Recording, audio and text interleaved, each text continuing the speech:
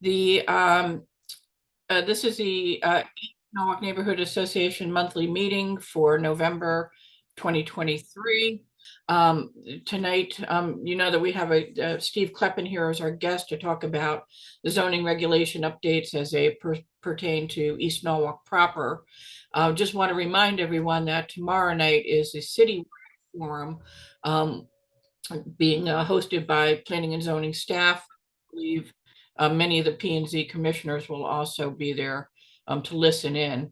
That is tomorrow night at 6 p.m. via Zoom. The details on that are in the ENNA emails and also on the city website. And then as a reminder, the public hearings for the zoning regulation updates are December 5th and 6th. And details on those are also in our emails and on the city website. And for tonight, I'll skip down here for a second. Our next regular meeting is December 18th, but it's possible that we would hold a special meeting, an additional meeting on Monday, December 4th, ahead of the public hearings. And that will depend on the participation tonight and the feedback, and if people think it would be beneficial for anyone who wants to prepare a statement or speak. By the way, the citywide forum tomorrow is via Zoom only, but the public hearings are going to be hybrid with in-person at City Hall. And Steve, I believe that's the community room, not the chambers, and hybrid Zoom, so people can choose what's most convenient for them. Okay. And so for tonight, we want to thank Planning and Zoning Director Steve Kleppin for joining us. We know he's been quite busy with this project and also has to present to the citywide tomorrow. And we really appreciate taking the time to come and speak to East Norwalk for zoning regulation updates that are going to impact us, primarily here in 06855, which is south of the highway. We've asked Steve to first of all, give an update on the city website page, which is the resource that you should be using from the city. Everything that you're going to see tonight and much, much more is on the city website, including the updated interactive map that you can take a look at current and proposed zoning, and you can hone in right on your own specific house and parcel. And then Steve will be talking about which streets may still be slated for upzoning in East Norwalk, about some of the land uses that are allowed now that might not be in the future, and more importantly, if there's any land uses that are not allowed in East Norwalk now in any of the new zones that would be allowed under the new plan. And then changes to proposed structure heights, property setbacks, and parking regulations. We know have been a major concern for a number of people for what's going to happen on their own streets. Of course, within all three of those, Steve then is also going to talk about the East Avenue Village Transit Zone, what you know as EVTZ, and the modifications that he and the commission so far, I will say, so far have made to the bonus amenity point system and the requirements for sustainable building. Yeah, I kind of feel like what the presidents look like after their 4-year term. You put that picture up as a very old picture of me, and I'm starting to get a lot more gray than when I first got here. I'm not sure if that's natural or just result of the job. Everybody can see that before I start talking? Good to go? Okay. So Diane kind of, hinted at the kind of topic areas for this evening. I'm going to go through some of these, like the use table stuff itself is a little trickier in terms of making it a simple to have discussion, just because the existing regulations don't define a whole heck of a lot of things. Even though they list a lot of things, they don't define what those are. So they leave a lot of that up to interpretation, where the new regulations have definitions for just about everything. So it's not a straight apples to apples comparison, but I'll talk about things that have changed since the June presentations that we had, and then what the commission's been working on over the summer. And I'm going to jump out to a different document, which hopefully the link works. It worked when I tried it to go through some of the changes to the East Ave, East EBTZ. I'll leave it simple like that. Changes that we've looked at to date. I did look at the ENNA document today and incorporated several changes that I thought made a lot of sense and lined up with some of the things we were doing. Some things I didn't necessarily agree with, and some things we can't do just because I'll get into that specifically. Some of the things related to the overall sustainability goals, which is a tricky topic, but we can spend as much time talking about as you'd like. So I thought the first thing I would do would just kind of, people always ask, how do you get to the regulations? How do you see what you guys are talking about with the different documents you put together? To me, the easiest way to do it is just open up a browser, whether it's Google, whatever you decide to use. Just type in City of Norwalk Planning and Zoning. It might make sense to put in Norwalk, Connecticut, so you don't get Norwalk, California, and I think there's a Norwalk in either Ohio or Iowa as well. But you could put that in. Typically, it pops you up to this screen here, and all you have to do is just click on this link here, which takes you to the P&Z page on the city site. This is what will pop up. We have a big banner here, which is an active link, which takes you to the regulations page itself. And there's also this tab here, which you can click on, which also does the same thing. And when you get to that page, you're going to come to, basically by scrolling down, this is probably what you're most interested in, I would think, to start with. These are the various articles of the zoning regulations themselves. These are what's up here now and posted is the version with the edits in it. And so you'll have to open up the individual articles to look at what the individual edits are. I'm going to show you another way you can look at what the edits are that the commission's agreed to date, but that's kind of probably the easiest way to do it. Here's an example. If you opened up, this is, I think, from within Article 4, you can see that there's a red cross through that. And on the right-hand side of the page, it will tell you what the change is going to be within the document.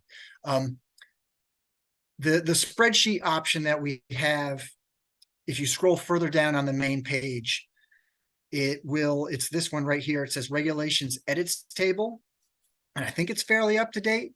That's a lot actually easier to scroll through, because if you were to go back into this, you're basically just scrolling down 400 and something pages just to look for all the edits. And there's a lot of edits in there, but a lot of those edits pertain to changes in the nomenclature. So we changed how we name some of the zones. Just, we think in the short term, it causes a little confusion, but in the long term, it lines up with a more common sense approach. So if you looked at all the edits, you're going to say, boy, there's a lot of edits, but a lot of them are just changing. Like example, the CD3 zone is now becoming the CD1 zone. So there's anytime there was a reference to the CD3 zone, it's now the CD1 zone. So it seems like a lot of edits, but it's actually just one edit in a lot of different places. So I would recommend going through here, clicking on the regulations edits table. That will just go by. On the left-hand side, it has the page number. It has the next column is the article, which is what you saw up here. So it's like page 11, article 1, and it'll tell you what the edit is, or the suggested edit. It'll tell you what the staff recommendation is, and then it'll tell you what the commission's decision was on that specific edit. And if you wanted to go back and see it, then you would simply click back on that page and it would show you what the edit was. But I think that the table's a little simpler to navigate, and you could probably scroll through and get to maybe the more specific items you had, broader concerns about. As I mentioned, we're changing the nomenclature. So the code that we're working off of is based off of what's called a transect model. And the transect model that our consultant put together is, it starts with what's called CD1, which, if you think about, you're in the middle of Wyoming and you're on a ranch, that's the CD1 zone.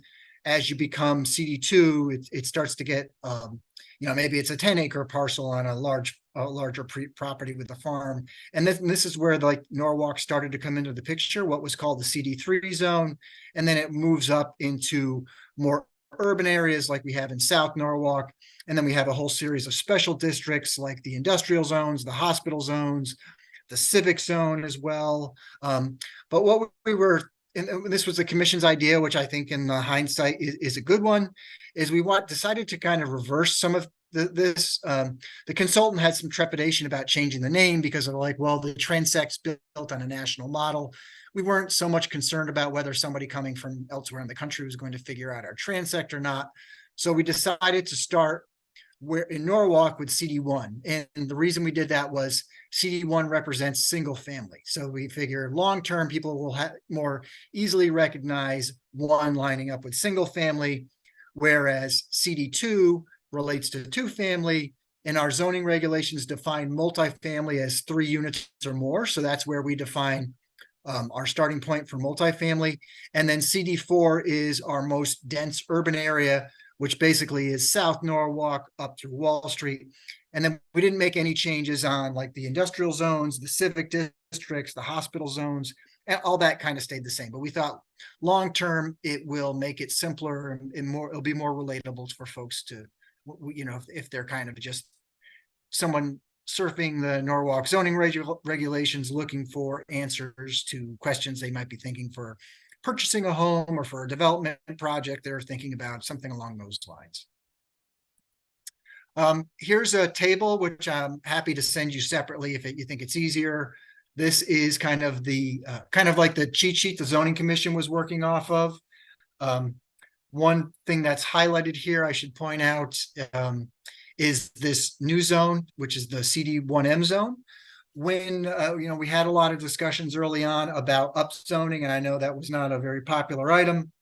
When we reverted back to kind of match up what the existing zoning was, it was easier for us to add a zone in, another single family zone, just because if we tried to combine the smaller lot single family zone with kind of like the medium density single family zone, it was going to create a lot of nonconformities in terms of setbacks and lot area and lot width.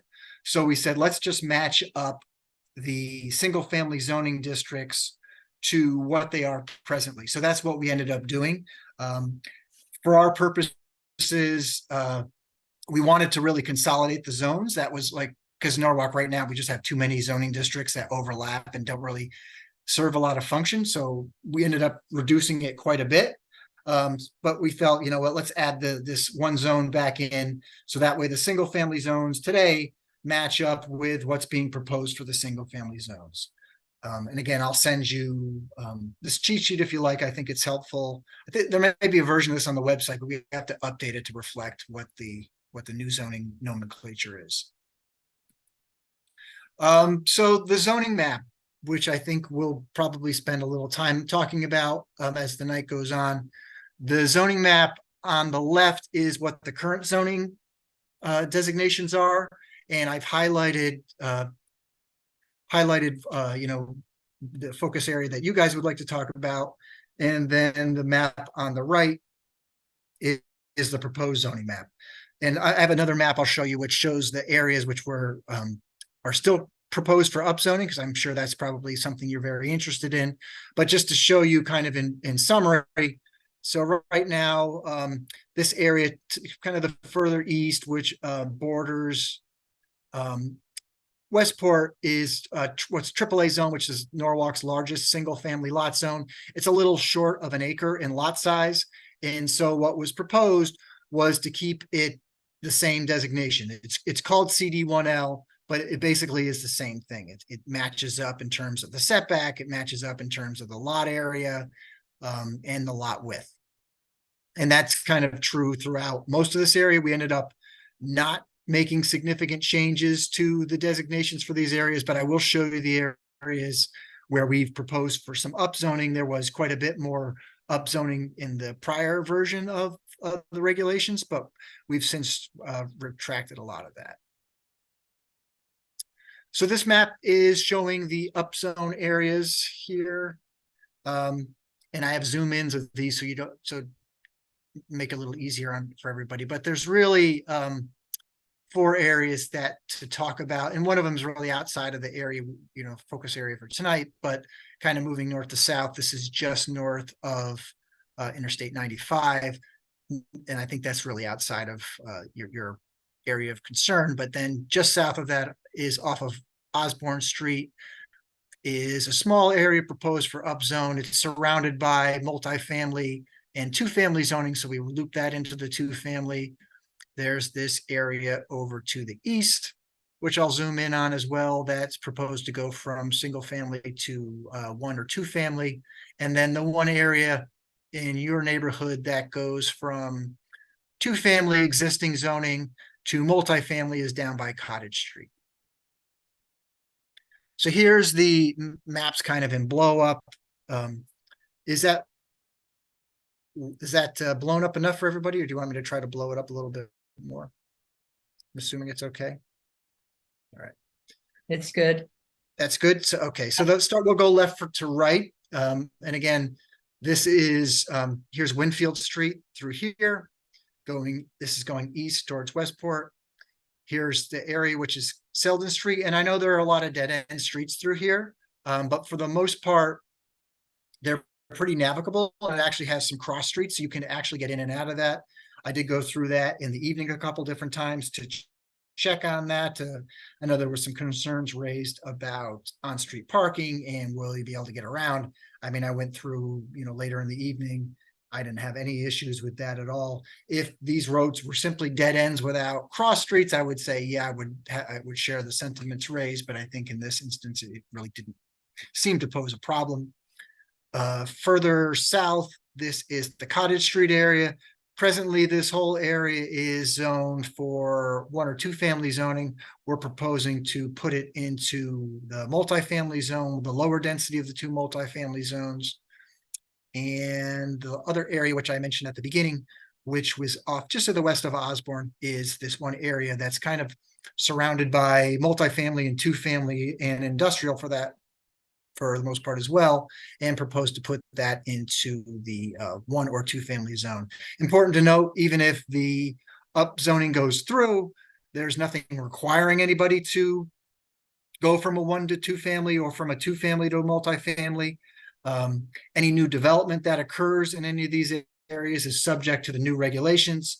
So they're required to provide the appropriate number of parking spaces. Those parking spaces have to be located as per the zoning code in the side or the rear yard. They can't be in the front yard. They have to provide the right number of spaces. And another driving factor for this too, in conversations when we had, this came up, was a lot of these existing lots don't have the required number of parking spaces, or the parking is located in a non-conforming location now, or, a lot of times these houses were built right to the setback line, and the driveways are very narrow, and they don't really have much parking on site. So those properties wouldn't be able to expand unless they conform. So I think that's important to point out, that just because you can do the two family doesn't mean that you have the ability to do so based on how your house is configured. So they'll either have to conform or they won't be able to expand at all. Another area to talk about, which is not any kind of upzoning, but the zoning designation is changing, is the area around like by Cove and First and Second. Right now, a large portion of that is in the neighborhood business zone. We've eliminated the neighborhood business zone. So this zoning is going into the CD3W zone. It has the same exact height, same exact density. It matches up really well with it. And some important thing that actually helps this area is that you have a lot of water dependent uses, or some water dependent uses in this area. So the new regulations within the CD3W will actually be more permissible for water dependent uses than the existing regulations are. So we think it lines up pretty well. When we did the TOD plan for this area, we were very sensitive to not propose changes in this area that would increase the density or lead to redevelopment in this area, because we kind of think that this is kind of a special area of the city, and really should, in terms of zoning, for the most part, if anything, have protective measures as opposed to tools that could, entice somebody to do something differently on those properties. Specific changes within the EVTZ boundary, not very much. The map on the left here is the existing zoning boundary. I want to just point out the one change that was made, proposed to be made, is on through here, which was basically to square off this area of the EVTZ, which kind of, we think, just lines up better as opposed to having some piecemeal properties within the existing neighborhood business area. So that'll kind of line things up a little bit better. Just think it, squares it off and works out pretty well. It's not a large area. It usually shouldn't have too many impacts. Hold on, I have something, my taskbar is blocking my heading, so I'm gonna try to see if I can move that without shutting anything down. There we go. Sorry about that.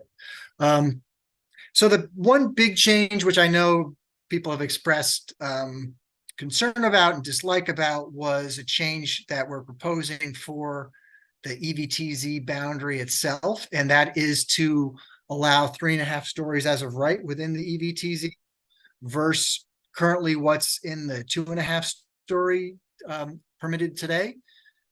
From staff's perspective, really one of the reasons why we did this is that considering the width of the roadway on East Ave and the setbacks, 2.5 versus 3.5 will be pretty much a negligible impact in terms of anybody's perception and visual impact. There is no proposed increase in density or allowing it as of right. So the same criteria to gain approval through the EVTZ will still remain, but just the 3.5 versus 2.5 is the only change. Steve, can we ask you a quick question about that map? Yeah, go ahead. Sorry, is that right, Diane? Just on that.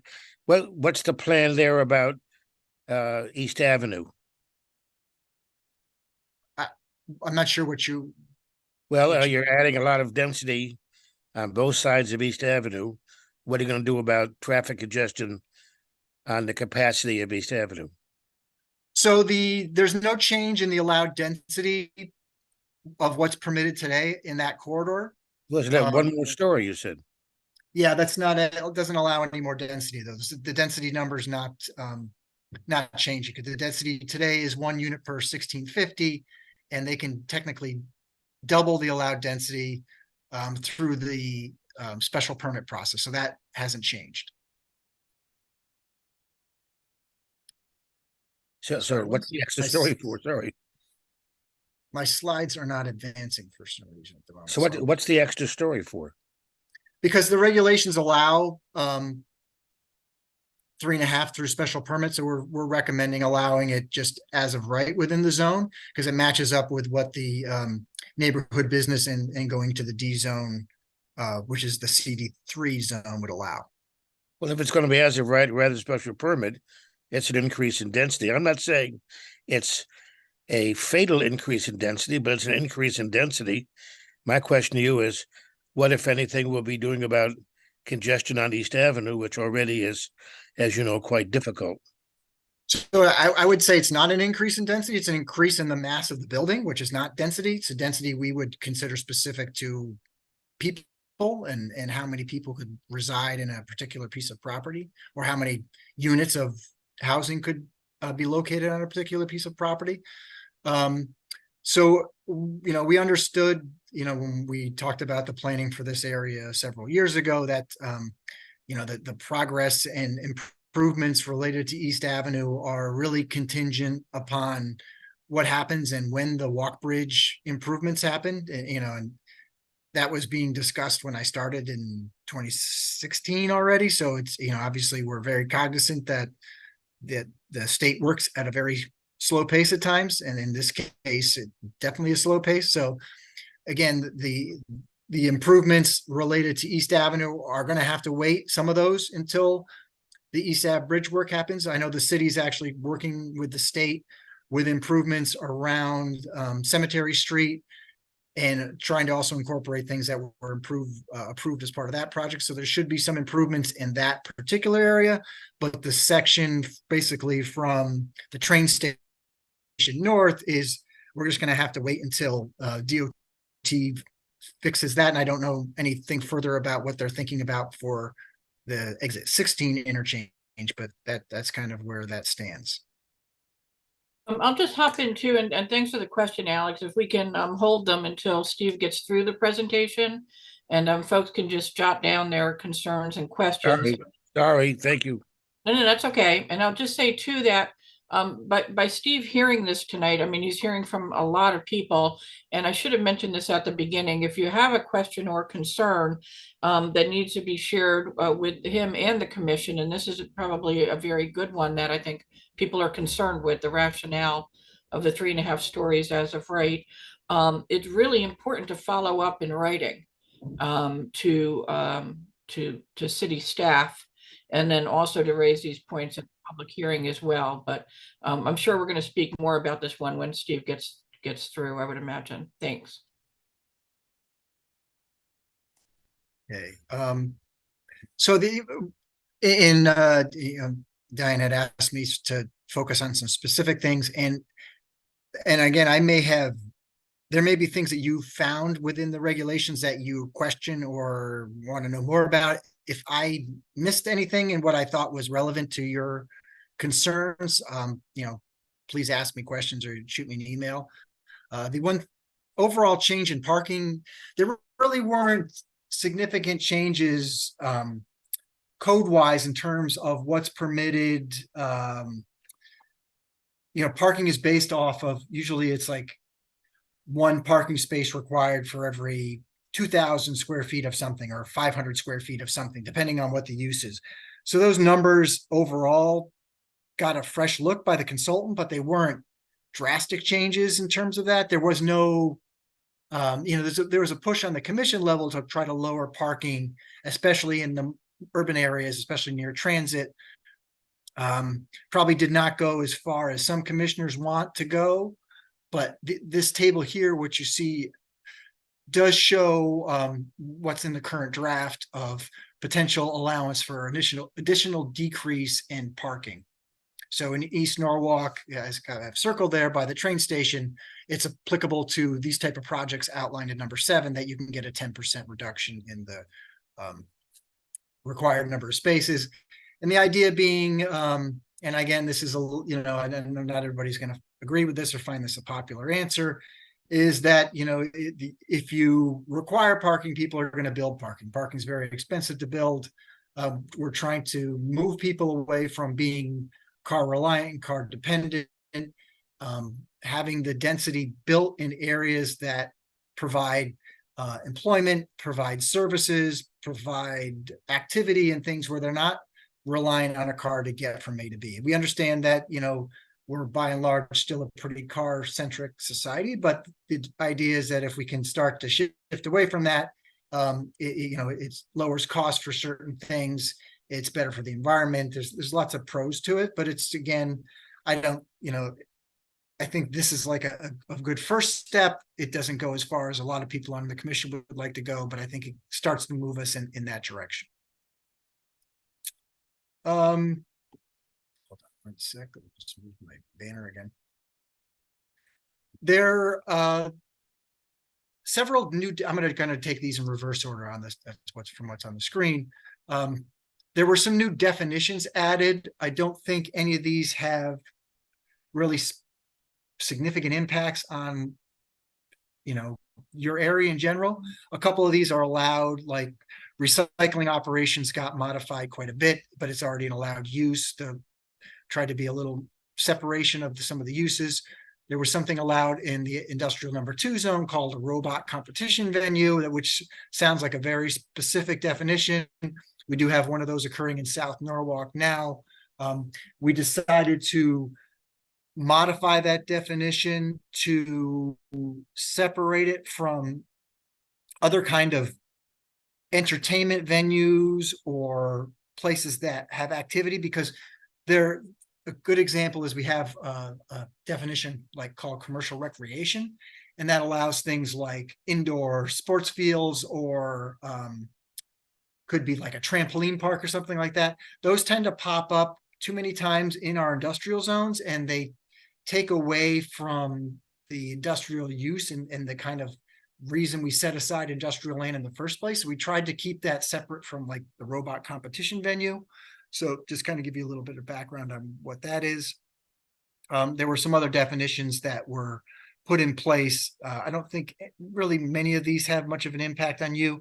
The one that could, if you're living in more of a single family setting, is a definition of sports court.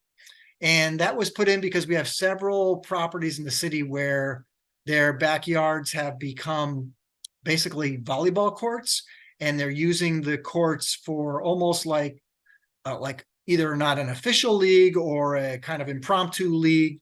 And the volleyball activities will go on till 10, 11 o'clock at night with a lot of noise, a lot of cars, a lot of activity. So that's something we've seen in a few neighborhoods, which we're trying to get a little better handle on and kind of curtail that going forward to make sure that those impacts are kind of lessened on neighborhoods. A few changes we made, which may have some interest to folks on the call here. We did put some limitations on where large multifamily dwellings could go, and limitations on the size, which could be permitted as of right versus what might require a special permit. The commission, this was one of their ideas. They wanted to introduce kind of like a corner store concept in the single family residential neighborhoods. I think I have a slide with the limitations, which is what the asterisks are for. I'll show you in a second. And I mentioned previously that the water dependent uses are now allowed within the CD3's W zone, which I think lines up pretty well with like what Bloom folks are doing down off of Cove. Okay, so this is related to the retail sales in the residential zones. What the commission indicated was they wanted to see those, but have some control over where those could go. So they put separation distances in between stores. They capped like the size of the footprint. They limited the signage, required additional buffer requirements, and then wanted to see the potential. Maybe there could be a couple of apartments up above if that was something we wanted to see. And they only are recommending allowing those on what's called in this map here is a DPW map of the road classification map, but they're being allowed on city collector roads, which are these green roads, minor arterials, major arterials, or the state roadway. So you have two of those kind of, well, actually three, sorry about that. Three of those through your area. And you do have some examples already in some of the residential zones of these little stores that are there. So you have the minor arterial, you have a state road, and you also have a city collector road. I can blow this up later or send you a link if you'd like to the map itself so you can kind of get a better sense of what those are. But that's a concept the city wanted to introduce as part of the rewrite. I'm going to jump back to this slide because that's a hyperlink that hopefully works. This is my last slide before I get into the EVTZ changes that are under consideration. Diane had talked about these calendar dates, but I want to just highlight them again because they're pretty important. No, Tomorrow, I don't have the energy or the time. Last night it didn't work. We're doing you very fast watching. So tomorrow night, which is the 21st at 6 p.m., and this is going to be via Zoom, we're going to do a presentation probably pretty similar to this, but it's going to be, citywide. That's going to be 6 p.m. via Zoom. That'll get recorded if you can't make it and wish to watch it. December 5th and 6th, which are, I think, about 2 weeks or so away, are the actual public hearings. Those, as Diane also mentioned, will be a hybrid approach, so you can watch via Zoom. We'll be taking comments, via Zoom or in person. Those are going to be within the community room. They start at 6 p.m. I don't know how late each one of those will run. I wouldn't think past 10 o'clock. And again, it all depend on, the amount of questions and feedback they are. There won't be any presentation at that night. I think maybe the commissioner will provide some very brief introductory comments, but the idea is we'll introduce things and go over the changes that have been made since the June presentation tomorrow night, and then allow you to comment on anything specific to the zoning rewrite that you have questions or concerns about. I don't know if staff will be providing any responses that night. I doubt it. I think what will happen is what we've been doing with like the regulations edits table. We'll put all the comments received into a table.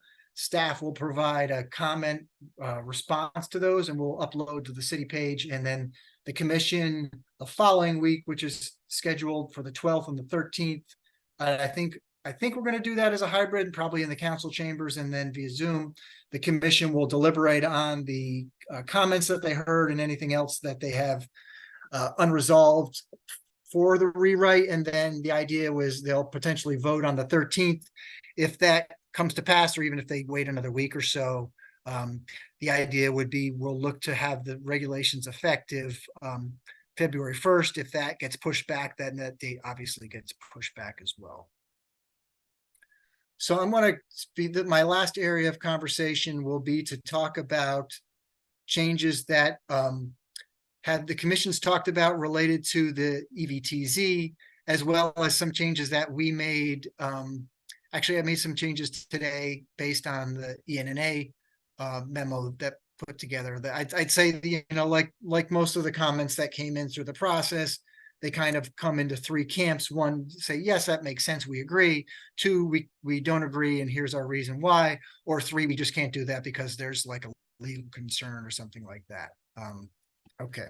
So just not to confuse you, there's blue type, there's red type, and there's some yellow highlighted options. So the red type are edits that the commission considered a few weeks back that they wanted to see incorporated based off of those conversations, as well as changes I made in response to the ENNA memo. Those are going to be in blue type.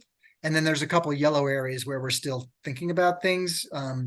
And all these are like the areas that are really still kind of being kicked around are all, I would call, I'm going to, like, for the most part, sustainability related, because this is kind of a new area in zoning. The only like communities that have really adopted these on a large scale, we're talking about communities like Boston, New York City's done stuff. Very difficult to find great examples of inclusivity of this within zoning regulations. The existing EVTZ regulations, which were adopted a few years ago, had the point system we came up with, which we felt was a pretty good starting point to get the ball rolling. New Haven just adopted something recent for one of their areas where they incorporated a point system. And we actually took a few of their suggestions. And then now we've pushed things a little further with some of the other sustainability criteria that we're talking about. But that one, the big problem being that the state of Connecticut, sometimes when they put statutory language together, they either, one, don't provide any guidance, or B, they give you a little bit of hint of what you might be able to do, but then really don't put any constraints around or boundaries around what it should or could look like. So you're kind of left to yourself, and then to see what happens if you propose something, and then if somebody challenges it. So that's kind of where we're at. And just to remind First, folks, and I'm just going to go. I'm sorry, Steve, just to remind folks, these bonus points that you're bringing up, this is the chart that relates to the potential for the increase in density that goes along with the height in the East Avenue corridor from the highway all the way down to Cemetery Street on both sides. And so these are the modifications that so far are being considered for what the point system would be to get that additional density. Thanks. Yeah, thanks. That's a good segue. So the first one was there was again, I'm just going to go right down through the whole document. It's 9 pages. I'm sorry, but I think it's probably good to just go through it. I'll try not to linger too long on any one thing. The first one was actually a deletion because the commission said, why are we giving somebody points for shaded seating when they should be provided shading seating anyway? So we did write the requirement further down, but then remove the ability to get points for that. This was a commission initiated one where they wanted to see a designated public restroom. So someone has if someone provides that on their site where it's clearly open to the public during normal business hours, you can get points for providing that. And actually, I think that's beneficial because anybody who ever goes into like New York or something, always trying to find a public bathroom, one that's hopefully clean and accessible is not always the easy thing. We tweaked the sidewalk allowance in terms of what you get for points. Right now, the minimum width for the paved piece is 5 feet. So the regulations are giving you an extra point if you go to 8 feet, and if you go to 10 feet wide for the sidewalk piece, you get 2 points. Briefly on the next one, just a very subtle word change. The question, actually, I think ENNA had raised the question about why isn't it shall versus may for the Arts Commission, and the reason being is a couple. That the Arts Commission is not a regulatory body; they're kind of an advisory board. They are, they really don't come into play in the land use process. So they don't have a formal way for applicants to come and seek permission for things.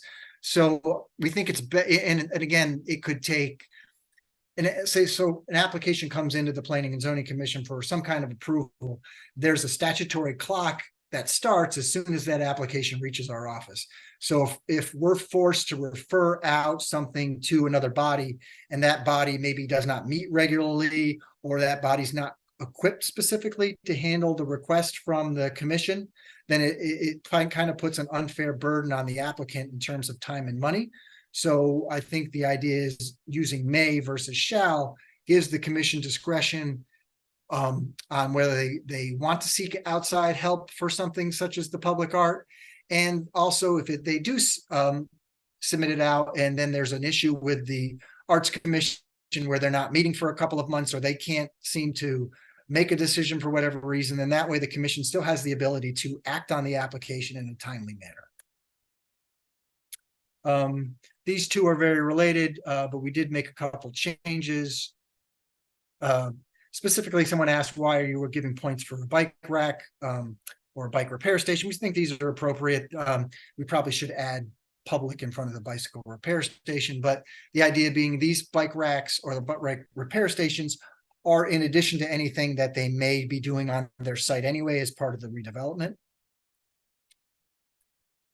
An ENNA suggestion was to reduce the distance from the street for the indoor public plaza. And I'm not sure if we'll ever actually see an indoor public plaza, but it's a neat concept.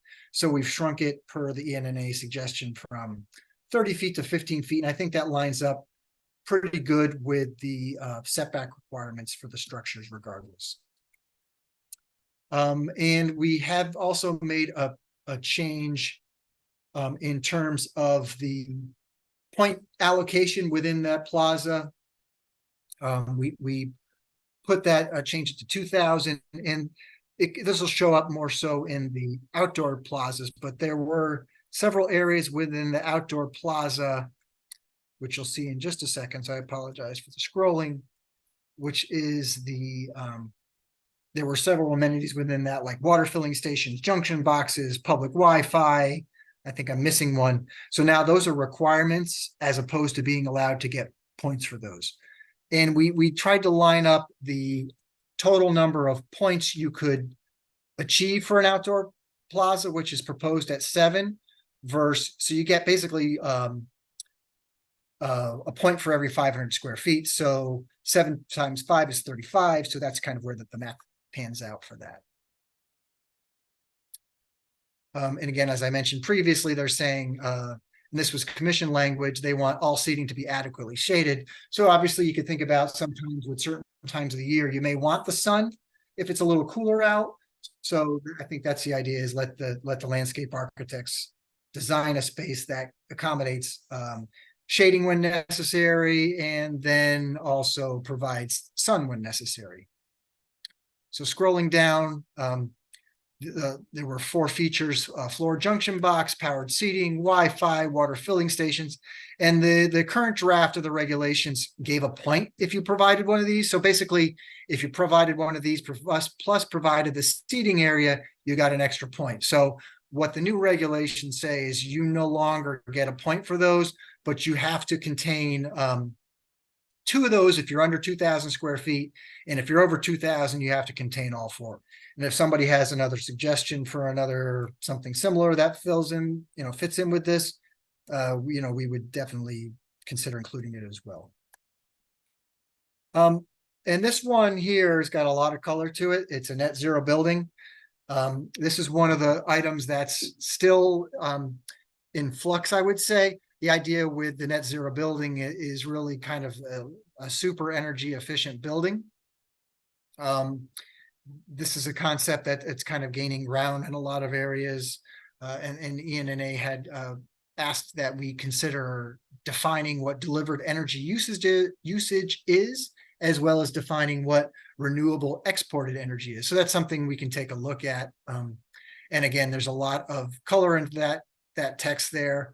We just want to make sure that we get this text right. So I imagine this gets tweaked right up until the adoption, and potentially we have to revisit it afterwards, because this is something new, I think, and a lot of zoning codes not going in this direction or have not gone in this direction. There's a lot of concern about the enabling legislation with this, about how far you can actually push things. The enabling legislations, it says we can do this, but no one's actually challenged it yet. So I think we're going to have some form of this in our code, and then we're going to see how things shake out. The key thing is what we want to kind of get these more energy efficient buildings, but the building code is really the proper place for the energy efficiency standards. But we don't want to make things so stringent that we stifle development. So we're trying to just think this through the best we can to, come up with the best formula possible. And, there was a similar language that was in the, initial draft that we actually are proposed to take out, and looking for this, substitute language is something that's just a better option. This is also very similar, which is like a little different tiered approach, where if somebody comes up with, these are a little less stringent energy standards and certification standards. One thing we're having conversations with the Conservation Commission Chair, Steve Kleppin, about, who's kind of works in this field, is about how to designate these. There's all these different rating systems out there. They all do something similar, but they also look at different parameters. A big issue with these rating agencies is the actual certification process sometimes can be very expensive and very onerous. So what we want to do is have a project that will meet these standards, but they don't necessarily have to go through the actual certification process. Obviously they can if they want to, but we want them to have somebody who's an expert in this field to say, yes, this would qualify, and that person would have the appropriate license to state that. The other area, which is highlighted up here, and this number relates to a different piece in the draft zoning, is right now the draft zoning regulations require, and we're talking about this and we don't know what the best number is that buildings with a gross floor area or a footprint is the other option of over 25,000 square feet has to meet some minimum sustainability standards. And what we wanted to do was for buildings that are less than that, maybe they have a lower tier standard to meet. So those thresholds are under discussion and under review. What the commission asked us to do before we do any adoption is to come up with some existing buildings in the city that they're familiar with, so they get a better sense of like what the footprint of building X is, or what the total gross floor area of building X is, so they can hopefully apply the proper standards. And keep in mind, like I said, I think that this is something that's going to get reviewed and looked at pre-adoption and post-adoption, and more than likely is going to change 2 or 3 times down the road as we move forward, because this is a little bit of a moving target in terms of what the right mix is. Again, there's not a lot of great examples for us to point to, but this is the general direction the commission wants to go with the larger projects. And it's also important to restate that what we can actually require per the enabling legislation versus what someone will accept is going to be a pretty interesting conversation to go forward. This was another new standard we put in related to stormwater retention. This was actually, we pulled this from what New Haven put in their point system, which I thought was pretty good and pretty simple. You can get basically 4 total points. So for every 25% of a 10-year, 24-hour storm that you retain on site, you get a point. So if you go 100%, you can get 4 points. Someone brought this up, and an ENNA actually reinforced it, was that how does this relate to the city's existing stormwater manual? And what the stormwater manual requires is that the applicant or the developer retain the existing stormwater that's hitting this, excuse me, not increase the amount of stormwater that's exiting the site. So if so, hopefully this makes sense. If right now the existing way the site is developed, they retain 10% of the stormwater that hits their site, they can't increase that, or they can't, I'm trying to state this correctly, sorry about that. At a minimum, 10% of the new development must be retained on site. So we added the language in blue, which basically takes into account that existing retention. So if they go above and beyond that, they can still get points for that. So if right now, another way to look at it, considering the blue language, if the site is retaining 25% of the existing 10-year, 24-hour storm, they're not going to get a point for that. But if site's retaining 25% and they retain an additional 25%, then they can get a point for that. And so if they did 50, 75, so forth, they would still be eligible for some points. Another recommendation that the commission put forth was to allow points for a level 3 EV charger. And the level 3 versus like what the level 1 or level 2 is level 3 is kind of a rapid charger. And ENNA had a good suggestion, which I think the commission had asked about as well, was to make sure that these chargers are available for public parking spaces. So it doesn't really do a developer shouldn't get credit for putting in a level 3 charger if it's not open to the public, because they don't necessarily need a level 3 charger for their tenants, because if you think about it, their tenants are parking there for a long duration, so they don't need a level 3 charger regardless. So this made sense to kind of tie it into designated public parking spaces. Okay, and I'm just going to highlight the changes. Quick thing related to, the rain gardens with public art. This was a recommendation. This came out of actually one of the applications that was in front of you on Van Zandt Street that the commission was not very fond of. They had proposed some rain gardens with public art, and none of it was necessarily visible to the public or accessible. So it kind of defeated the purpose of having public art to begin with. So we just add some clarifying language to that. And I'm getting closer to the end. Hey, Diane, can I just ask a definitional question as Steve is going through this? Steve, at the end, are you going to tell us how many points are needed to add a story on East Avenue, for example, or because it's hard to evaluate the value of the points without knowing what the cumulative number is needed to accomplish some change in what a development would permit? Sure, I can have that in a separate document, so I can pull. Okay, thank you. Sure. And again, this is a change related to the commission asked us to match up solar, whether it's a green roof, blue roof, how they wanted to see that handle.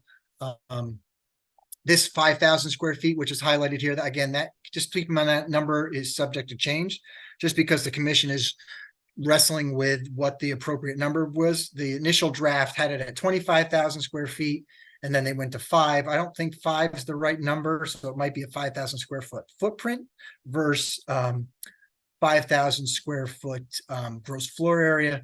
So whatever that number is, that change will correspond to a change in this section as well. Okay. And this was another recommendation that ENNA had made, which makes sense. They want to make sure that if someone's going to get credit for providing public parking spaces, it should be signed so it's public parking spaces. I'll, in all honesty, it's going to be hard to manage who that is unless, it's not, don't think about that as parallel parking spaces, for example, on the street that are city managed or city assets. These would be parking on private property, which are designated open to the public. Now, I can't say that that will be the case and how that's going to be managed on every occasion, and policing it might be a little difficult, but that's the kind of the concept with that. A commission designated change was giving somebody points for providing additional workforce housing units above and beyond what are required right now. So if an example is if you build I'll use a big number just because the math is easier to think about. If you build 100-unit development, you're required to provide 10% of the units as workforce housing units. So if you provide an additional 5%, which would translate, so let me make sure I got my math right.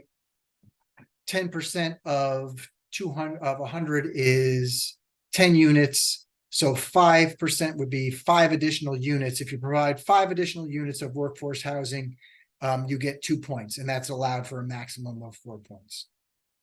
And another ENNA suggestion at the bottom was if we're going to allow, and this is rent reduction for commercial ground floor tenants, that's what the intent of that is.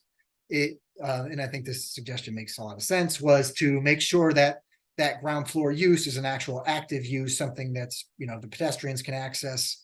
And it's not necessarily, sometimes for the ground floor uses, they'll put in either tenant amenity space or leasing space.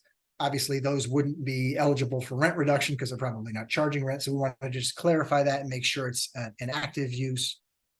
That's the bottom of that. And let me see if I can find the document that has the point system. That might take me a minute to open it if I don't have it up. While you're doing that, Stephen, I'll clarify 2 things. I'm not sure if either of the 2 prior ENNA emails, if we actually posted the memo that you've been referring to that came in from me for ENNA with the recommended changes and stuff we wanted them to consider. So I will get that posted sometime between now and on the weekend. And then also we'll post these actual documents too. I mean, everyone can find what you're showing on the city website, but there are some of these pieces that I'll pull out and I'll repost. And I think it'll be beneficial for people to kind of rewatch this and take a look at some of the things that you presented and then go back and formulate their questions on this. And so then back to Alex Knopp's question, I think one of the things that came up at the last commission meeting is in reference to the points and how these work in getting added density.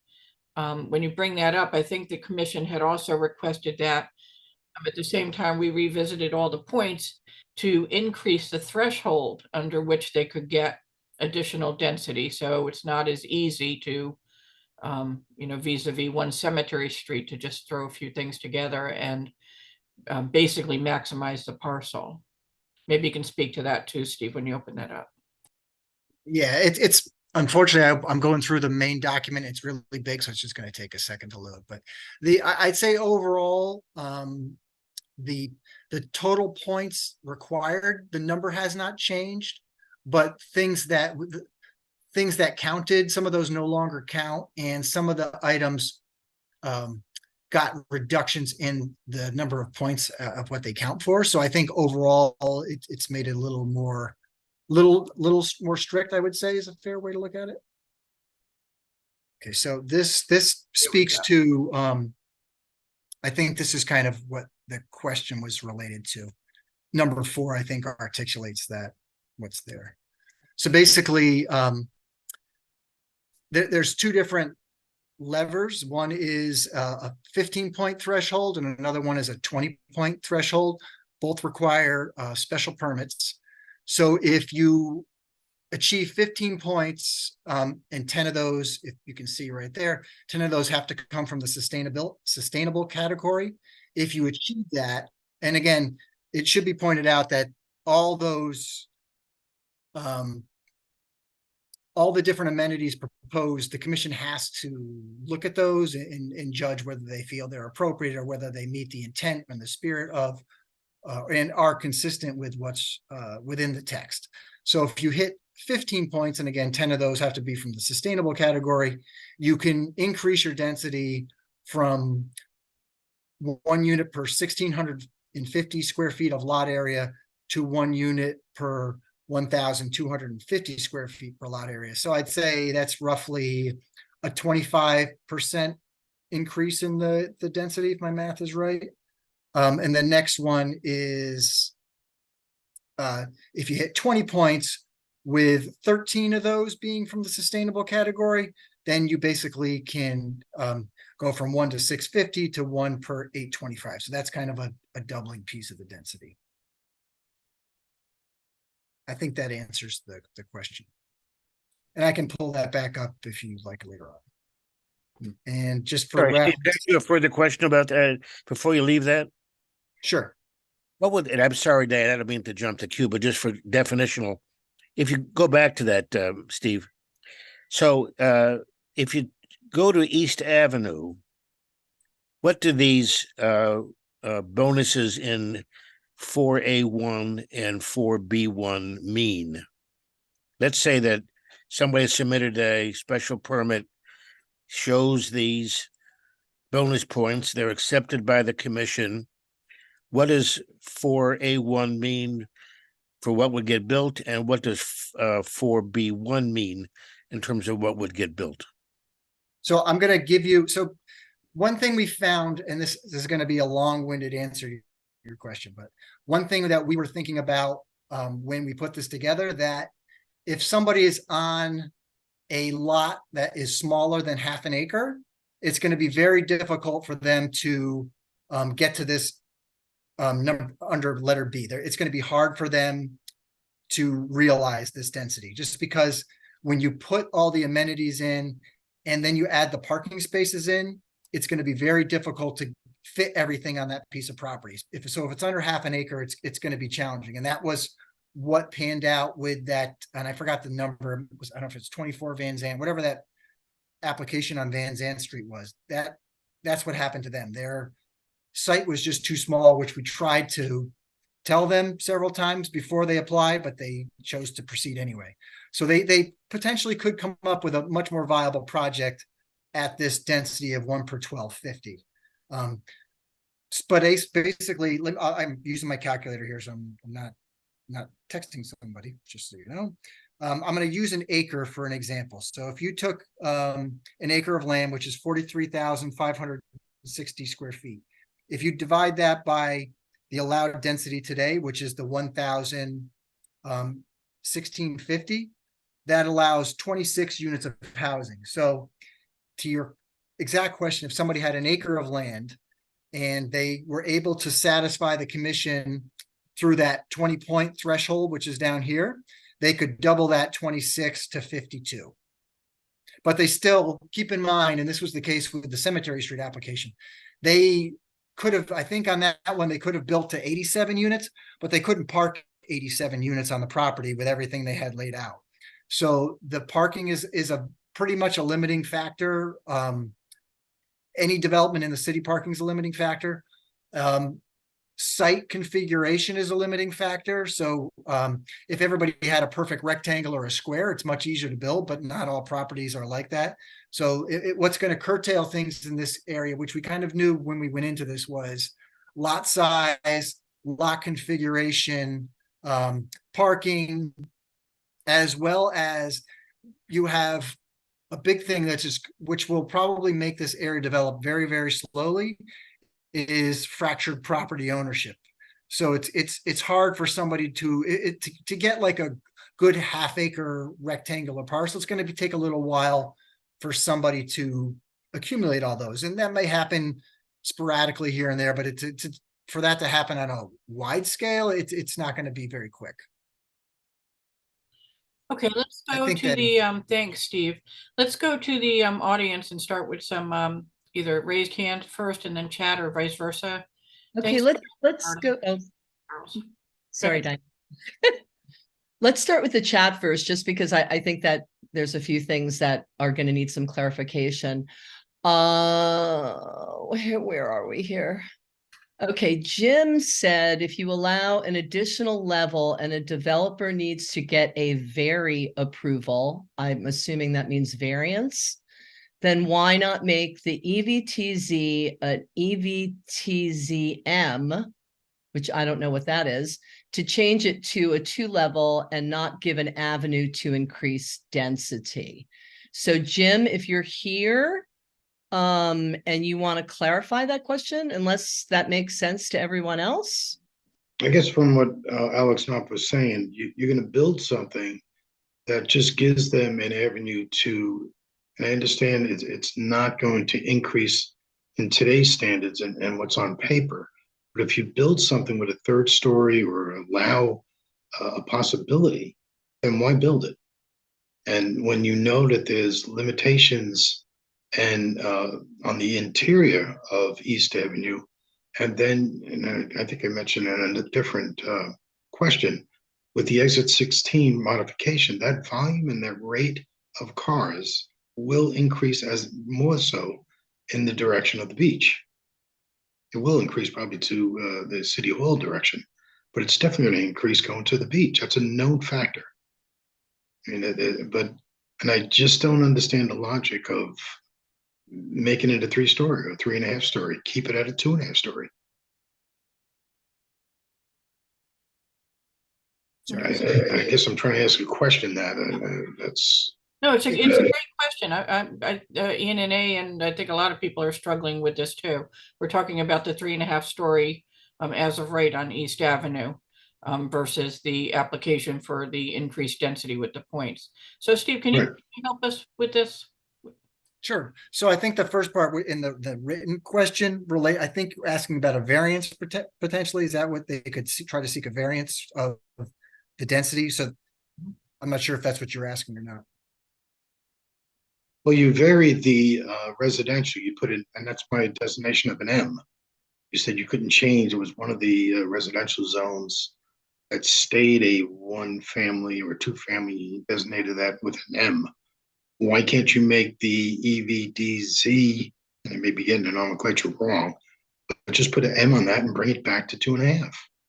I mean, I don't know of one person, and maybe please help me, of anyone who's in favor of what's proposed.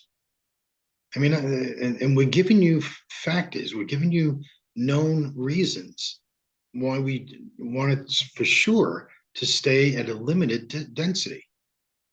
I mean, I don't understand where it's running into a blockage. So if the number of units, so the controlling factor for the traffic, what could add to traffic would be more people. It's not going to be a taller building. It's what's inside the building. So if you cannot put more density within that building envelope, you're not going to increase traffic. So you're not allowed to go beyond that formula. So it's then why build 3.5, Steve?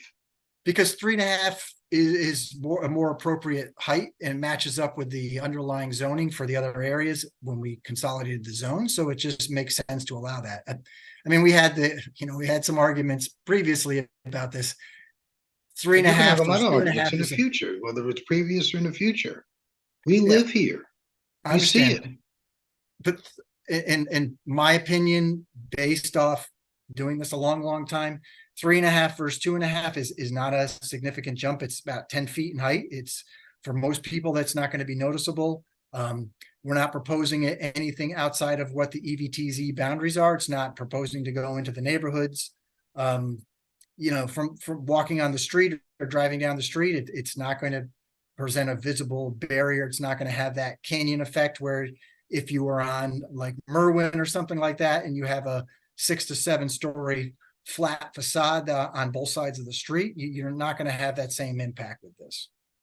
I'll suggest too that I think that this may be a concern for a number of people. And if it is, it's definitely the type of thing that you want to send your comments in, and so that we're sure that the commission is seeing this as well when they deliberate.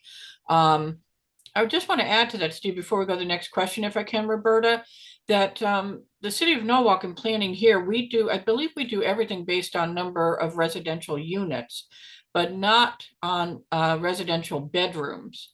And so I think that may be a factor as well when you're saying, it's just the increased height for that corridor. But I wonder if that equates to potentially larger units with more bedrooms, and then that would, how that relates. I'm not sure you have to answer that now, Steve, but I would say that that's a concern if we're, bedrooms are a concern.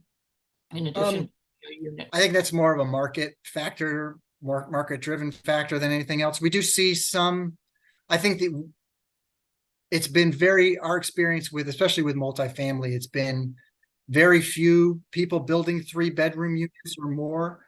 We incentivize that through the workforce housing regulations to try to get some more of those units, but it's very rare when somebody actually offers them up to include. There was even a project that was a small multifamily project approved on Maple Street. I think it was like 6 units, and they had initially proposed 3 bedrooms, and then they actually scaled back some of the volume of the building later on. So I don't know if it's a market thing, or I think that's more likely than what's driving things. Okay, do we feel complete? Can we move on? Next. Okay, there was a comment from Jeanette that said, what about on-leash dog areas? Expressing concern that there is a large amount of dogs in Norwalk. I'm not sure that's appropriate to the discussion we're having now. Is it, Diane? What do you think? I think in terms of the development, it is because we've been, ENNA and many of you folks have been vocal in the lack of recreational space and dog runs and what the city qualifies as the space. I'll throw out Brim and Crown at the train station as one their concern in our area. And I think also Mill Pond will be the same thing. So I think it's important, if that's what they were referencing or hop in, to be able to have on-site recreational space for dogs is important.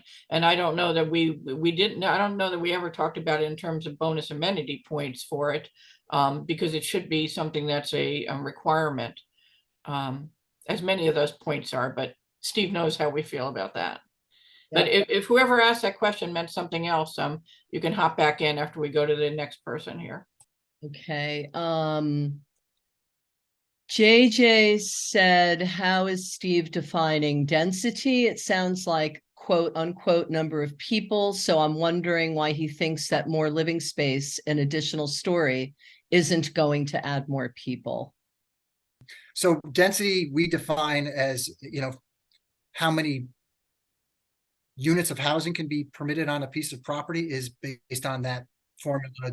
For the zone we're talking about, as of right, is 1 unit for every 1,650 square feet of lot area. Density in terms of impacts on people would be, or impacts on traffic, I should say, would be related to, number of people living in a unit. Again, I suppose someone could theoretically, to your point, if you allow 3.5 versus 2.5, they could build a lot of big units and put more people in there. I don't know if the market's there for that. That's not typically what we see in most of the multifamily, even with, some of the bigger developments too. They have some larger kind of suites is not the right word, but penthouse type things, and those typically don't have 4 or 5 bedrooms, and they just have a lot of big rooms. So I think that's a more of a market condition than it is a zoning condition. Now we have a few people whose hands are raised. I think I've been through everything that's there. Nancy A, I'm going to ask you to unmute.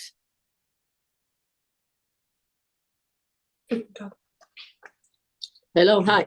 My name is Nancy Acevedo, and I'm very concerned for my street cottage. And my number is 15. And I believe someone has been trying to build a couple of apartments, units in front of my house. And I would like to know how that will affect every one of us in this street, especially me, that we already have hard problems, very hard to find parking space in cottage. When the snow time comes, it's even worse because there's no places where to put the snow. So they have to use part of the parking space. So can you imagine if they build more condominiums in here, and it's going to bring a lot more people, a lot of more traffic, a lot of more cars, and we don't have enough parking already. So I like to know where exactly they are going to build these apartments, and that is if they trying to build that in front of my house, that is going to affect my property. So Thank you. I'm not aware of any pending projects on Cottage Street that are coming in. It's important to note, and we talked about it a little bit earlier, especially with the older properties that were built, whether they were multifamily or single family built in the 50s, 60s, or maybe even earlier, a lot of times there wasn't a parking standard that was applied, or I think the biggest factor is that the way people live today is much different. You have a lot of children living at home. You have households with 3, 4 cars, especially if there's young adults living with them, or there's intergenerational families living together. And so you have things that could be completely legal from a zoning perspective, but they end up with a very small driveway that can't accommodate 5 cars or 4 cars, whatever the case may be. And those cars then spill over onto the neighborhoods. Any new development that's built is going to be required to meet the parking standard that's in place today. So a single family house or a 2-family house is going to have, well, the single will have 2 required parking spaces. The 2-family would have 4, and the multifamily has a ratio of 1.3 parking spaces per unit. That's the standard that's required today. Probably was not the case on a lot of the developments that exist, whether it's on Cottage Street or any of the side streets. I know a lot of the side streets, whether they're single family or 2-family, they have very small driveways. Maybe they have a 1-car garage, maybe not. But oftentimes there's not space available. The city has had, and I don't say it's progressed very far, talking about a residential parking permit program to kind of ensure that we know, who's ever living there is allowed to park there. And so you're not getting overflow parking from other areas. There's been internal discussions with the police department about enforcement of that. And so I think that we're at kind of the beginning stages of that. I wish I had a more firm answer for you, but that's kind of where things stand at the moment. So that means, if I understood correctly, no one is going to build anything on Cottage. No one is planning to build anything. There's nothing pending that I'm aware of. I will not be able to tell you that nobody's going to.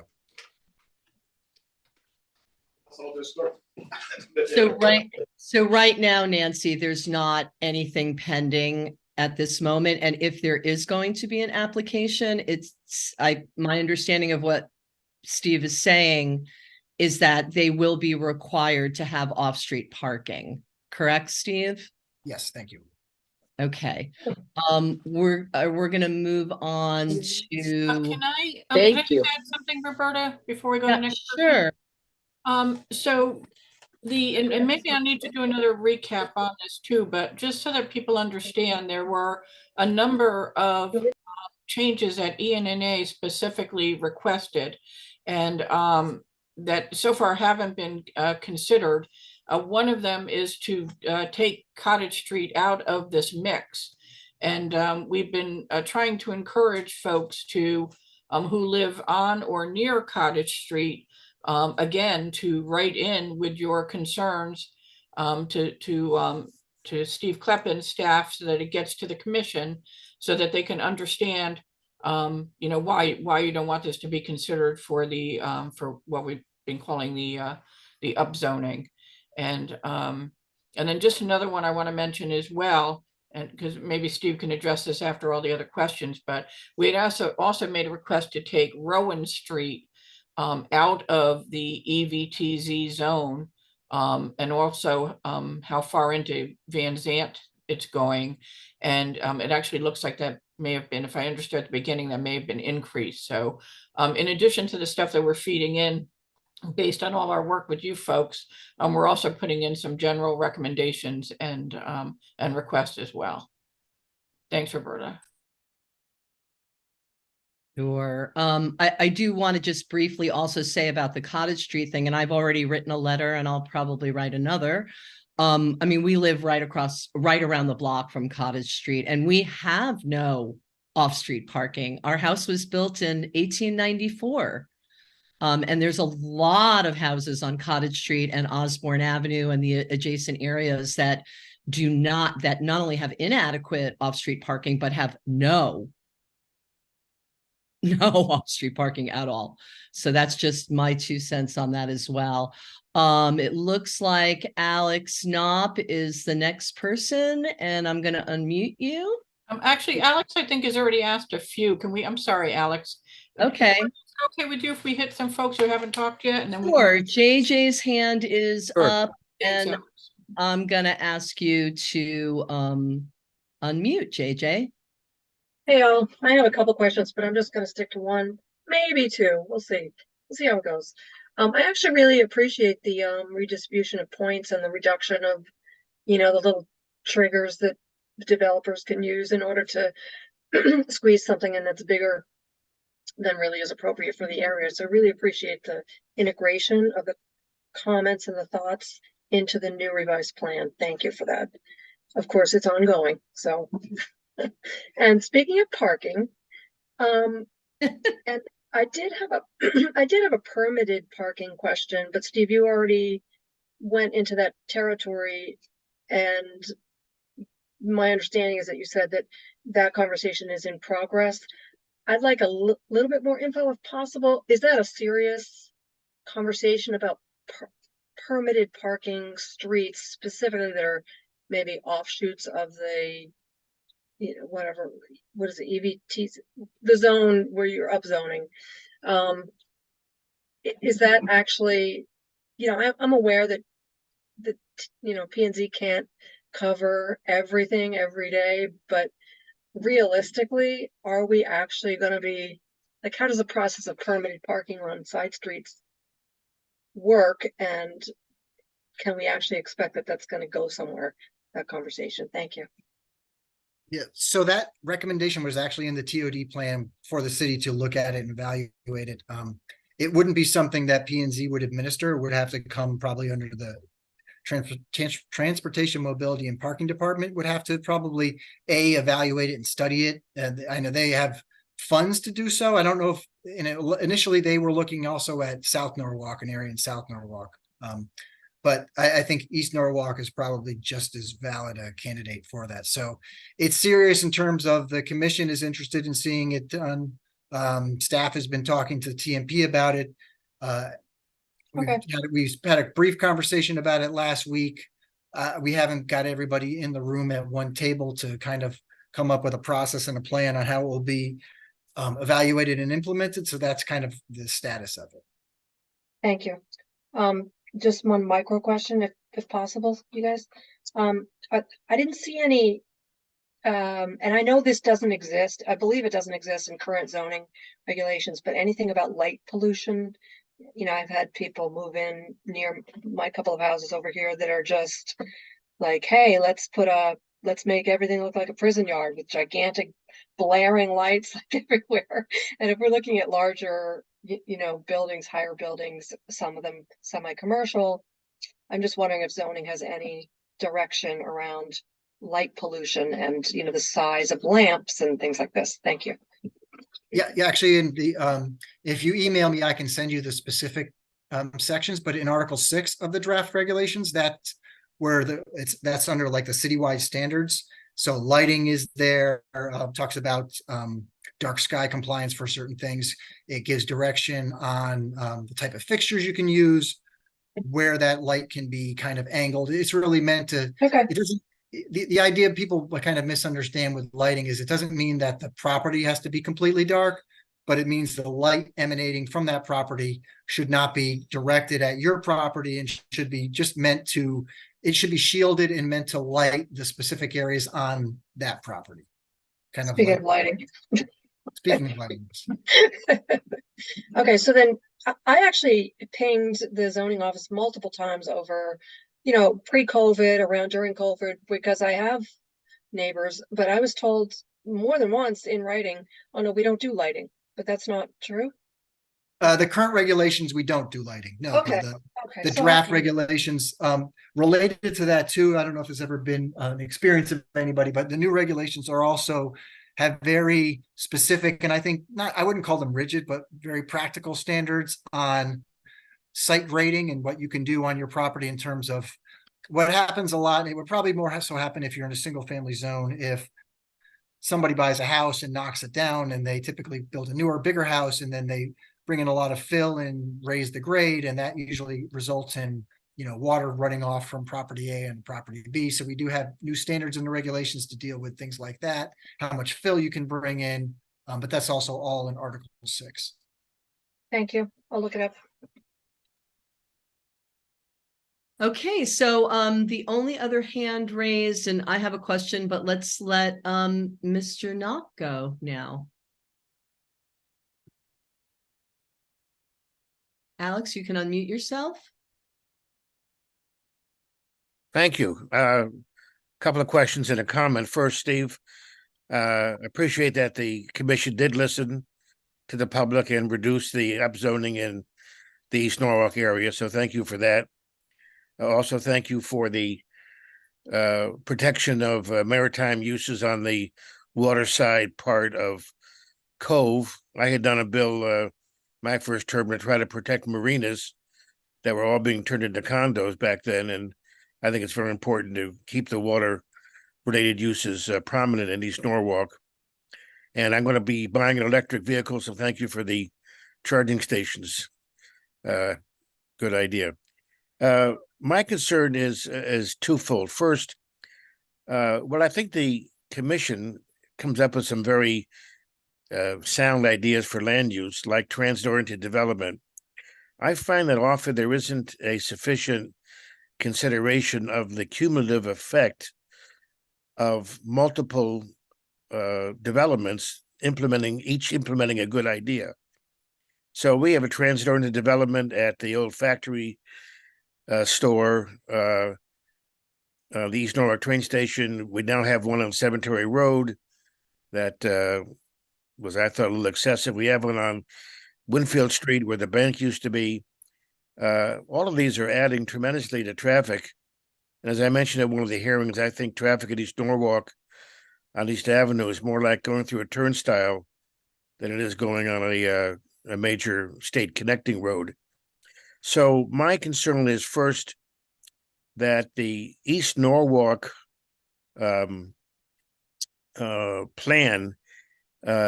is proceeding too far ahead of improvements to East Avenue. I appreciate that the city, I know from being mayor, we tried, does not have control over the East Avenue improvements because it is a state highway. And that with the walk bridge and the train bridge on East Avenue, there are significant outside considerations. But I think until those are resolved better to our satisfaction, it would be a mistake to go ahead with these zone changes on East Avenue, because the impact will be to add more traffic, increase the density. I know you don't agree with that definition, but you add more residents, it would obviously increase the density. And then we'll wait to see when the state does the traffic improvements. That's, to me, putting the cart before the horse.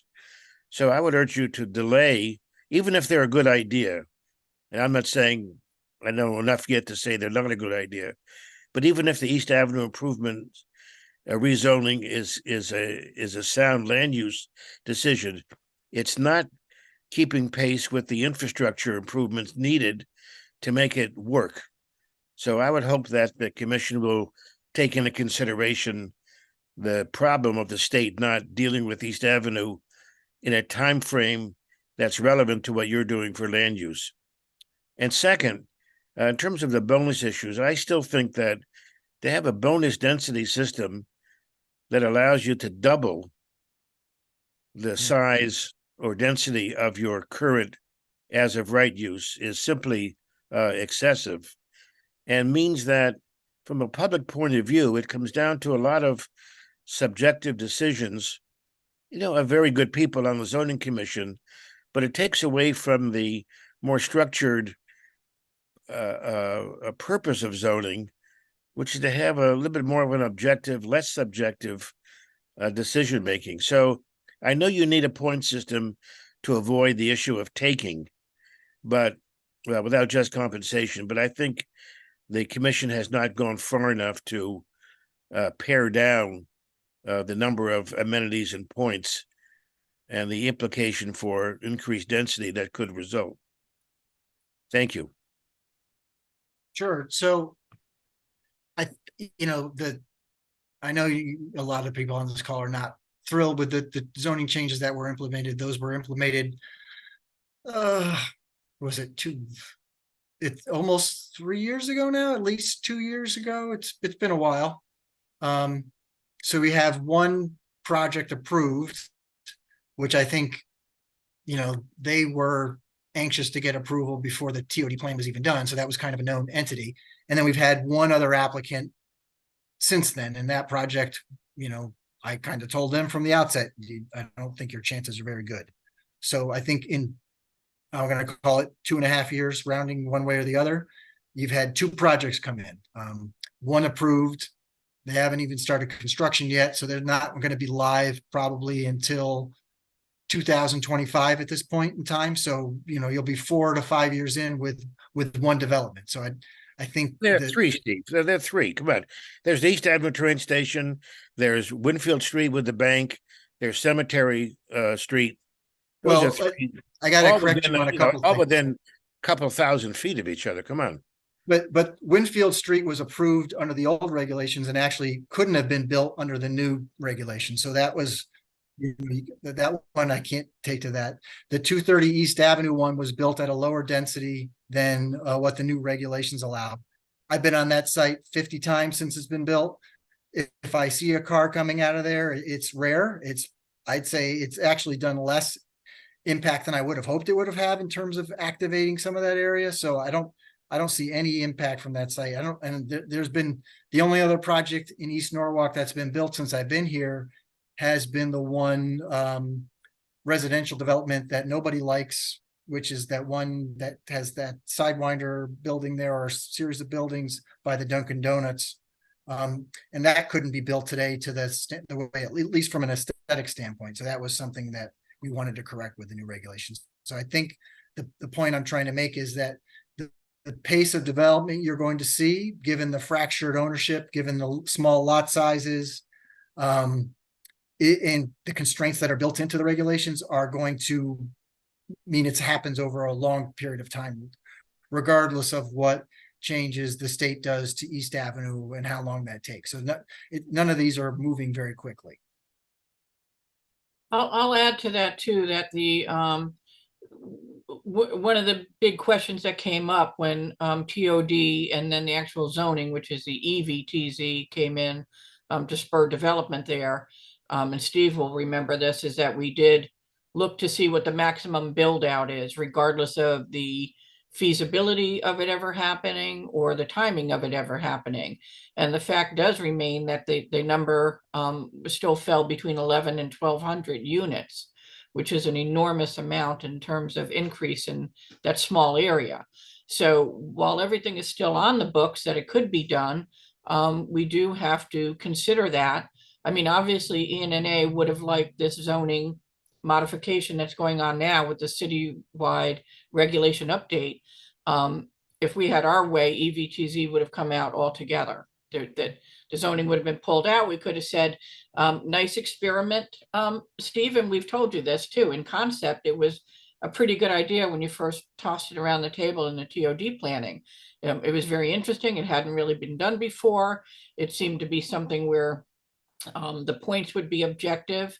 To Alex Knopp's point, though, it does bring in a great degree of subjectivity into zoning that should be more objective. So I, for one, and I think many residents here would like to consider or continue to see EVTZ become more strict in terms of the density and height. And I also share some of the concerns with this as of right, 3.5 stories. As to, you know, having that in there, it's just a, you know, it's a next day application then for, you know, increasing the density there. In terms of East Avenue, by the way, I do want to make a correction. East Avenue proper, going from the highway all the way down to the bridge, is not state property. That's a regular road. It doesn't, East Avenue doesn't hit state until it's the little slip of Route 136 that comes from Winfield and then crosses over to Van Zandt. But the rest of the road is Norwalk property, and the main improvements for the project are a Norwalk project, that are being partially funded by the state of Connecticut, which they allowed to do if the city agreed to combine the Metro North project with the road widening, lowering, and improvement project. So I think the timing on that is going to be more dictated by the city, but it is a ways out. And I do appreciate Alex's point that if we do start to get a serious increase in these applications, that the infrastructure isn't going to be able to keep up with it in this time frame.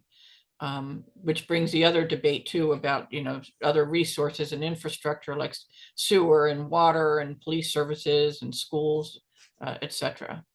Thanks. Thanks, Diane. JJ has her hand up again, but I have a quick one. I think it's a quick one, Steve. Can you explain and educate me a little bit about the change of zoning at Seaview Avenue from a D zone to a CW4W? Sure. It's actually, now it's 3W because 4W is just when we made the change. It's been very difficult for me to keep track of the changes. So it's a I'm 3W sorry, now? I knew that was going to be confusing. Okay, it's a Yeah. CW, it's a CD3W now. Okay. Right. So basically the existing neighborhood business zone and the D zone are combining. So that's one zone. There were subtle changes, differences between the two, but there was a lot of overlap between the two. What we did was the key thing to note is that the 3W has the same allowed height as what it is allowed there today and the same allowed density. So there's no increase in the height or the density. What we did was add in the marine uses within that zone. So that allows for all the marine commercial uses, which coincides with a lot of the different properties in that area. So while it's a change in the name of the zone, I don't think it's really anything in terms of what you'll see on impacts. Okay, from Seaview Avenue, from Osborne to what is it? 136 before you go onto the bridge, whatever that street is. Is it Fort Point? I don't even know.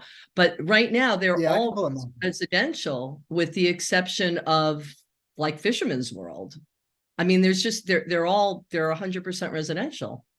They're not commercial. Yeah, let me pull a map up that might. No, I mean, honestly, I mean, they're multifamily homes, but from Osborne Avenue, I mean, I know the road intimately. There's nothing commercial in those buildings right now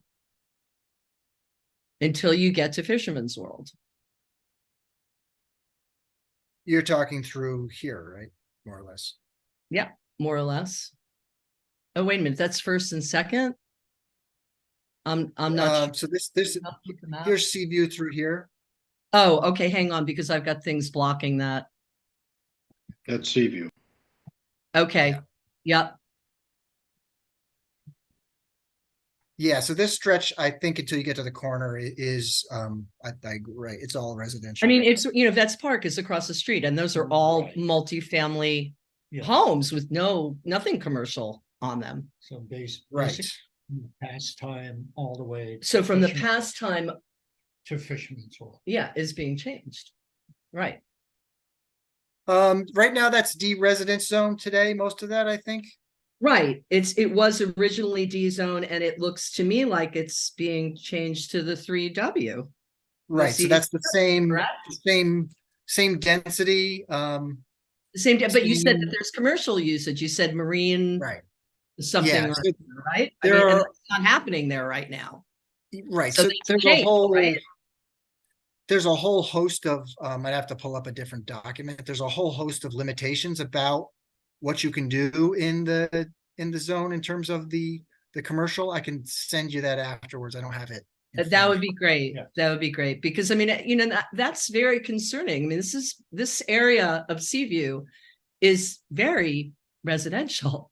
I Yeah, mean, the that's, commission had the same concern. So that, yeah, if you email me, I'll send you, I might not get to it tomorrow. no, that's But okay. I'll You send don't you a have to link get to to tomorrow. Yeah, I'll Hey, send you a Steve, link. can to I it. ask a question too? If you, I think it's important for people to understand how to go to the use table as well, so that they Yeah. can understand what exactly is allowed, and is it allowed as of right? Is it allowed by special permit? Is it not regulated? And the best way too, I'll say for people, is to go to the interactive map and look at your street and first find out what the new proposed zone is, so you know what you are. You know, if you're CD1 or CD2, and then Steve is going to bring up the table, I think, if you can, Steve, and show you how then you can scroll down this table. I hope they can make it clearer by having one color still, Steve. I've been asking for a few months.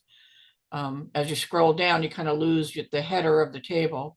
But you can scroll down and you'll be able to see what is permitted in your zone. And I think that'll be important for people to understand in terms of land uses, not just, and then from there, they'd have to go into the regulations to understand what might be changing with setbacks and building heights as well. I was hoping to get some questions on that, but maybe people are already clear on how those setbacks work, but. Well, JJ's hand is raised, so maybe she has a question There about we go. So setbacks. while Steve's bringing that up, we'll go to JJ, and then if people want to have Steve bring the map up and you can look at your zone, definitely while he's here for a little bit more, if you have a question on your own street or parcel, now is a great time to ask Steve to help us with those. Can I just show you this real quick? So this is, I think So you again, need to this is- make it, can you make that bigger, Steve? Yeah. yeah, I'll jump the next screen bigger. So this is the main page of the rewrite, and this has all the articles on it. Article 4 is the actual article that has all the zones, the setbacks, the heights, the uses, and the use tables in there, but we also put the use table out separately. And the use table that's here, which I opened up under this tab, this is actually the updated corrected one. So it doesn't have red line edits. It's the actual changes in it. So it's a clean version of what the commission's agreed to. Again, across the top, these are all the zones, starting with the residential, working your way down to the commercial and then the civic zone. So it's broken down by category. So the first one is residential, and it gives you the different types of residential uses, whether it's elderly housing, a group home, a multifamily, or a single family. And then you just follow that with the zone up top. So it's it tells you within the CD1 zone, CD1L zone, that you can't do a boarding house or a rooming house, but you can do congregate housing by special permit with limitations. And so the limitations are at the end of the table, and there's a whole list of what those limitations are. So NP means not permitted. P is like this blue color, means permitted. SPU means it's permitted by special permit.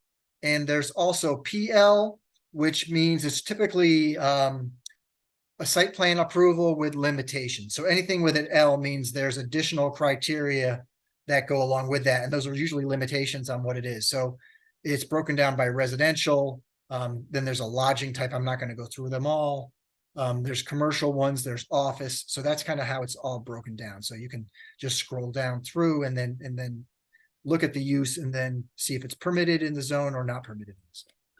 And so as you're doing that for each of your zones, everyone, I would suggest that you go down the list, and if you see something that's either permitted or permitted by special permit, and you don't prefer to have that in your neighborhood, then that's something that you might want to raise as a point. And conversely, if there is a use that you would like to see in East Norwalk, in your neck of East Norwalk, that's not permitted in the table, then you can also make that known as well. I think mostly people would be concerned about something that's now permitted that wasn't ever permitted before.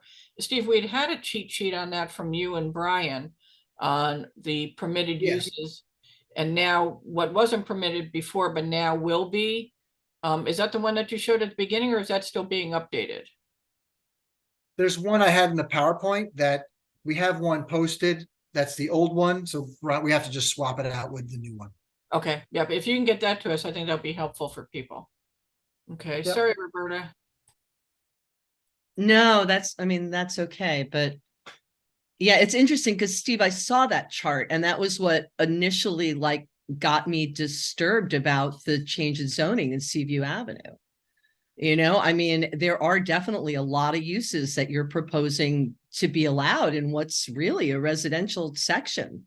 And I think actually, Steve, if you want to bring it up and bring up CD4 or whatever the new one is, I can actually, CW or whatever. We don't have to do that now. I don't want to waste time. I mean, unless you think it's really you important. can go to JJ, but I do want to make one point, and it may be in Steve's defense, which maybe, I don't know when that ever happened, Steve. So the people might be surprised. They'll go down that list and they'll say, oh, I wouldn't want this permitted here now. You'd be surprised what's permitted now, right now, though, under the existing zones. So it's interesting when you go down, you might see something in that list. You say, you know, I wouldn't want that here, only to find out it's been permitted in that zone all along. Not to say that you still wouldn't raise that concern to Steve and the commission, but I think people are very often surprised to see exactly what is allowed in some of these zones, even though it's never happened. The fact that it is allowed is still something to be concerned about. Okay, you can go to JJ, I guess, Roberta, and then who's Okay, JJ, you're on. Unmute yourself. Thank you. This is more of a comment, and it's pretty simple. It's an example of how more square footage contributes to people density. And I'll just put it this way. I know a lot of people are landlords on this call, you know, lucky us. And I had an experience probably, I don't know, 20 times in the last 18 months where I was trying to rent to somebody with a Section 8 voucher. And the issue that I kept having is that because I wanted to provide affordable housing for somebody, you know, not for nothing, also voucher payments went up, so that's nice too. But the Norwalk Housing Authority kept referring people to me who qualify for a larger number of bedrooms. And the way it was working is that, like, for example, a mom with 3 kids might qualify for a 3-bedroom, but she can't find a 3-bedroom apartment that'll take a Section 8 voucher. And so Section 8 downgrades her voucher to a 2-bedroom. And so that's just an example of how, like, now here we have more people that didn't actually work with it. I'm actually still unclear whether it worked with me or not. So I'm in the middle of an eviction right now. But this is from an organization that should be promoting housing stability. But of course, they're desperate. And when housing scarcity happens, people get desperate for housing and density increases, not because we intend it to, but because even agencies that are designed to keep it stable don't do that. They have to, like, somehow find places for people to live. So hopefully that made sense. Unfortunately, it happens, and it will continue to happen. And this is why zoning is important. Thank you for listening. Interesting. That's very interesting. Thanks, JJ. Okay, just to remind folks again, even though you participated tonight, I mean, obviously you can sit in and on the Zoom tomorrow evening. That's the 21st at 6 p.m. And that's the citywide forum on the rewrite that was done. Just to clarify too, in the very beginning, when Steve said there's been a bunch of areas that hadn't had any changes to it, he's referring to changes from the original version that went out prior to the or at the July public hearings. And then again, the public hearings are on December 5th and 6th. ENNA may have a meeting on the 4th to continue the discussion. But in the meantime, we would want you to submit your comments in addition to what ENNA is sending in as the organization, so that the commission hears from as many residents as possible. I left this blank here, but I think, Steve, we settled on, if we wanted the commission to actually see comments, prior to the opening of the 12/6 hearing, that I was suggesting 2 o'clock would be, is that work for your staff? If emails came in before 2 o'clock, they would be. Yeah, I mean, we'll send it to them. I don't know, a lot of the commissioners are working, so I don't know if they'll get to look at them before the 6th, but as long as they're in before the hearing closes, assuming it closes on the 6th, they'll have it as part of the deliberations. Perfect, okay. And then we've been telling folks to send them into Principal Planner Brian Baker at this address. You can also send them into Steve or copy both of them. Even though there are not, and just remind folks now, Steve, because this is a zoning regulation update, this does or does not go to the council for approval? Does not, okay. And so even though it doesn't go to the council, we do like our elected officials to know exactly what the sentiment of the community is. So if you're so inclined, you can copy both the mayor and the District C in-district council members or the whole council. And of course, you're always welcome to copy us on the correspondence as well. And as a reminder, all of your communications will be passed along to the commission, and they also get posted online so that you can take a look at what your friends and neighbors are also submitting. And I think that's it. Again, then our next regular meeting is the 18th. If we're going to have a meeting on the 4th, I'll get that posted. And for the documents that that ENNA will be sending out, we'll get those sent out probably by the weekend.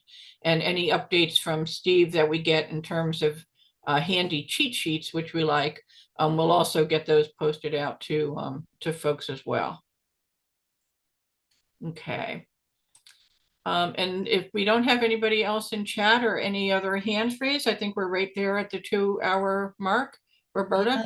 No, there's no more hands raised. There was a question about Rogers Square not being rented, and I told David that that's a question for the owner of the property, not for P&Z. Great, yep, yeah, because there aren't regulations on anything sitting vacant as long as it doesn't become a blight issue. I want to first of all thank Roberta and Charles D. Bisegli for co-piloting tonight. Super appreciate that. And Steve Kleppin, you know that I always say, like, we've invited you into the Lion's Den in East Norwalk. And I know that people are very respectful, and I appreciate that as well. We know that you don't always agree with the concerns we have, but we know that you're always willing to listen to them. And we are appreciative of the changes that you've made so far, and always super appreciative that you're willing to come in and present and listen to the concerns and suggestions that our neighborhood has. So we thank you very much. Sure, thank you. Many of us will see you tomorrow night. And if not, we're wishing you and yours, and I'm wishing everyone on here a healthy and happy Thanksgiving. And thank everybody.